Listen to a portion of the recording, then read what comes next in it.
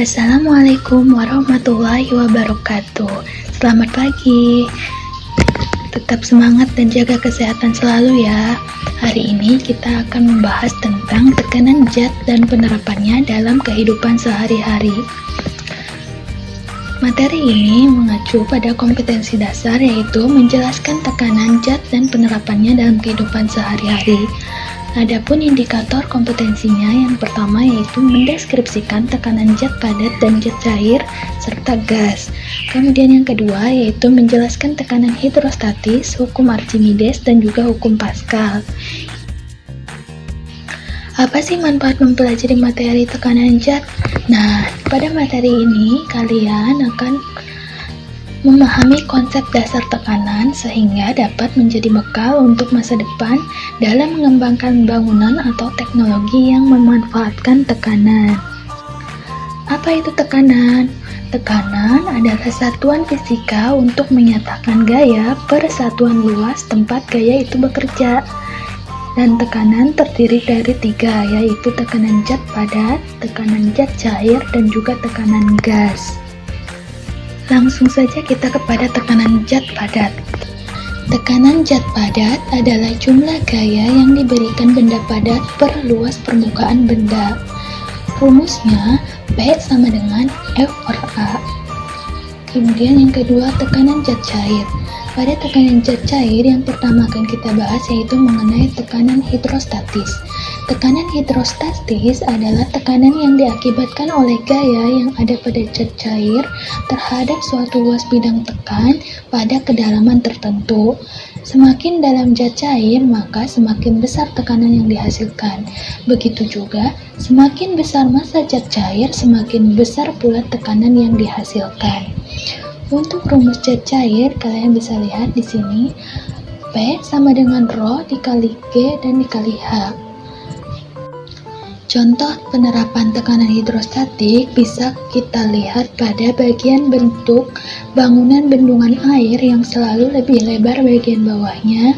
Hal ini untuk menahan besarnya tekanan pada bagian bawah. Selanjutnya, pada zat cair kita akan membahas hukum Archimedes. Hukum Archimedes berbunyi, jika benda dicelupkan ke dalam zat cair, maka benda itu akan mendapat gaya ke atas yang sama besar dengan berat zat cair yang didesak oleh benda tersebut. Kalian bisa lihat pada gambar, di sana ada benda yang terapung, melayang, juga tenggelam.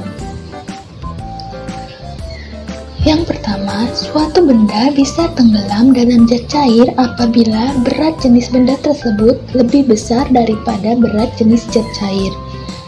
Kedua, suatu benda melayang dalam zat cair apabila berat jenis zat tersebut sama dengan berat jenis zat cair.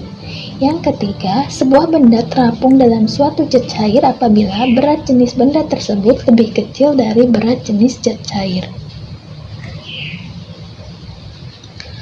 Untuk rumusnya sendiri kita bisa lihat di sini. Gaya apung sama dengan massa jenis zat cair dikali percepatan gravitasi dikali volume zat cair yang dipindahkan.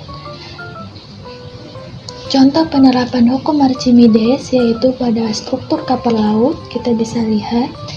Juga yang kedua yaitu pada mekanisme pengeluaran dan pemasukan air dalam kapal selam. Yang ketiga, kita akan membahas hukum Pascal. Ini masih tentang tekanan zat cair ya.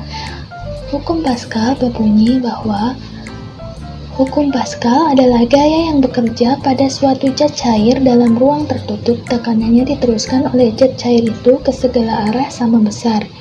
Rumusnya F1 per A1 sama dengan F2 per A2. Dengan F1 yaitu gaya yang bekerja pada penghisap 1, F2 yaitu gaya yang bekerja pada penghisap 2, A1 luas penampang penghisap 1, dan A2 luas penampang penghisap 2. Kemudian contoh penerapan hukum Pascal yaitu pada model dongkrak hidrolik, juga pada pompa hidrolik pengangkat mobil. Kalian suka lihat kan kalau misalnya di steam mobilnya bisa keangkat, nah itu menerapkan hukum Pascal. Kemudian yang ketiga kita akan bahas lanjut tentang tekanan gas. Tekanan gas sering disebut juga dengan tekanan udara. Permukaan laut dijadikan titik acuan pengukuran tekanan udara. Semakin tinggi permukaan bumi dari permukaan laut, maka tekanan udaranya akan semakin berkurang. Sekian materi untuk hari ini. Sekarang silahkan kalian coba kerjakan soal latihan. Dan untuk minggu depan kita akan membahas tentang aplikasi tekanan zat pada makhluk hidup. Juga kita akan bahas soal-soal yang hari ini kalian kerjakan. Terima kasih atas perhatiannya. Wassalamualaikum warahmatullahi wabarakatuh. Stay safe, stay healthy, and stay focused. Thank you for watching.